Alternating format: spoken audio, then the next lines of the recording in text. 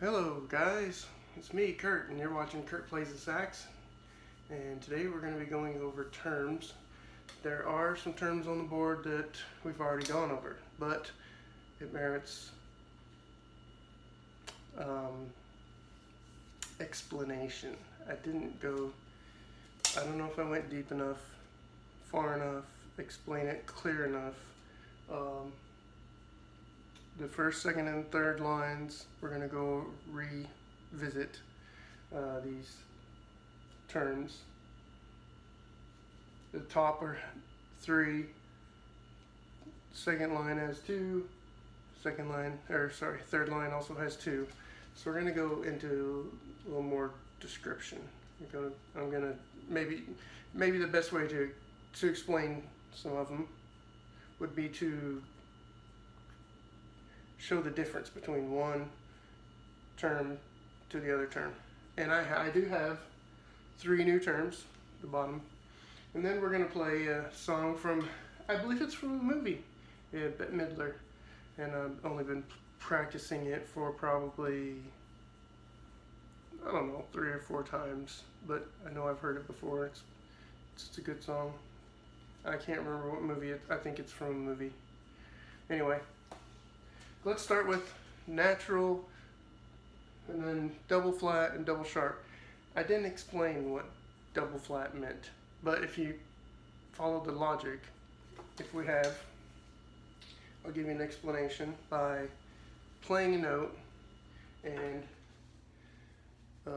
so in music, let's start with natural.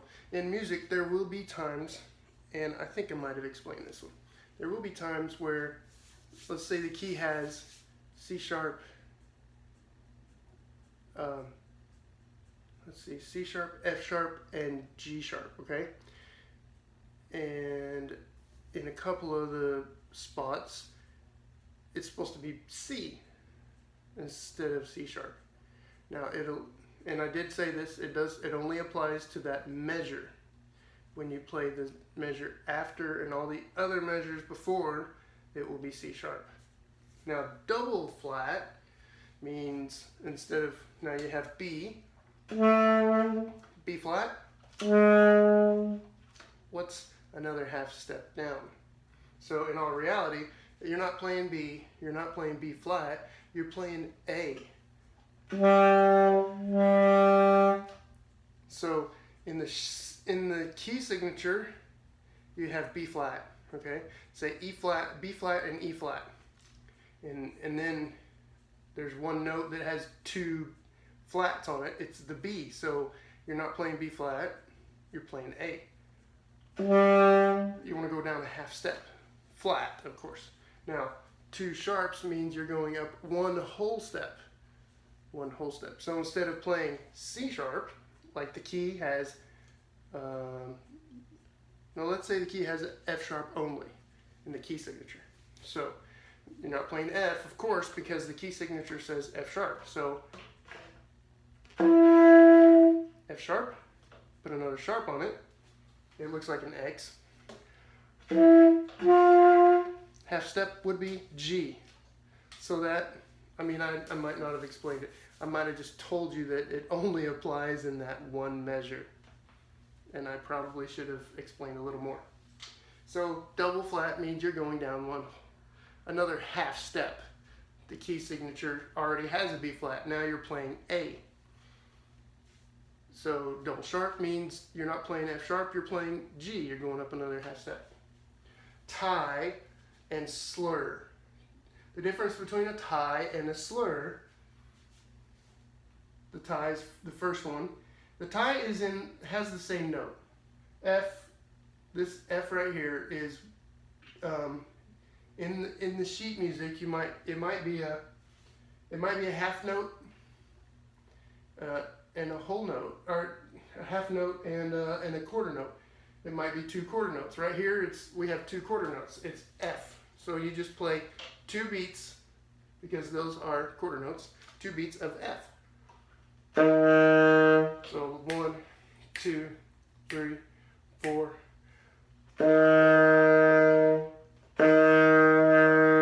Right? So I'm actually nodding. I'm just kind of kind of nodding my head to count the beats. 1, 2. Now, slur also has this line connecting 3 notes. In this case, there are 3 notes, but you do not tongue each note. They all sound like one note, okay? These are all quarter notes. So D, E, A, okay?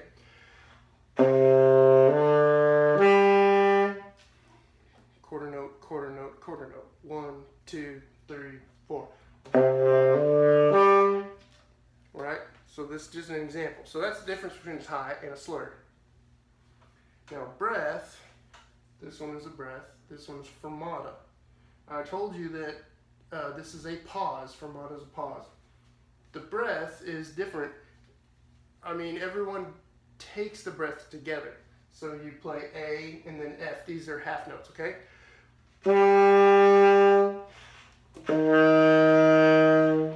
So you take a breath. Everyone's going to take a breath. Now, it's not so much a pause because the pause will have a greater time. You take a longer time from the pause. What happens is you hold, and that's the difference. This breath is between notes. This fermata is on the note. And then more than likely, because it's a longer note, everyone will probably take a breath. That is the only thing that is similar. That everyone more than likely will take a breath after that fermata. Like I said, this breath is between notes. This breath is after you hold that C. So that might be a quarter note, but it's really a half note. When I told you the fermata is generally played at twice the time. So, and then continue. So it's going to be you're going to hear a pause right after that. Now, next we have dies al coda. Dies is dal segno. I think I'm pronouncing it right. Dal segno. It means from the sign. This sign on the right, on the left. This sign on the left will be on. It will be above the measures, the chords, the what is the name of it? The scale. It's not scale is what notes you play. Clef, like the treble clef or the bass clef. Treble clef with the saxophone. It will be above the clef. So once you've finished playing the whole music, you'll see it will say DS at the very end. It will say D.S. So that means you're going to look for that sign on the left and then play to this circle, an X inside of a circle, or circle inside an X, whichever way you want to look at it. That means that's the end of the song. That's where you end the song. You play through all of the music first, and then you go back to this sign and end on the sign on the right. Now we have 2 terms.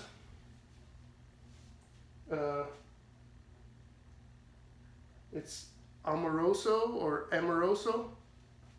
It means lovingly or affectionately. So you're going to play the music lovingly or affectionately. Then tranquillo. I think that's how it's pronounced. Tranquil, right? We get the word tranquil in English. It means quietly. So to play quietly. So these 2 terms are the mood of songs. All right. So let's go with our song.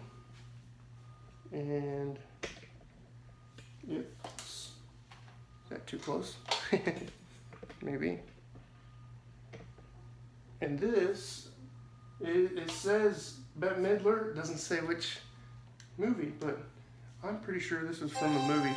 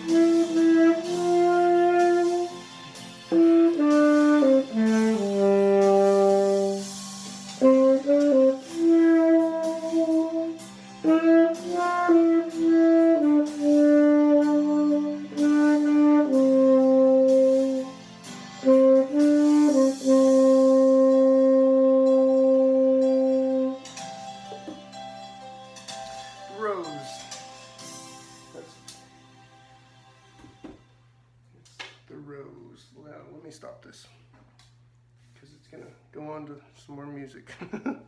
All right, guys, I hope that I was clear. I hope I cleared cleared it for you, being able to note, so you guys know the difference between a tie and a slur, between a breath and fermata, a breath mark. Fermata means pause. The natural, the double sharp, I know I told you that it is only in one measure.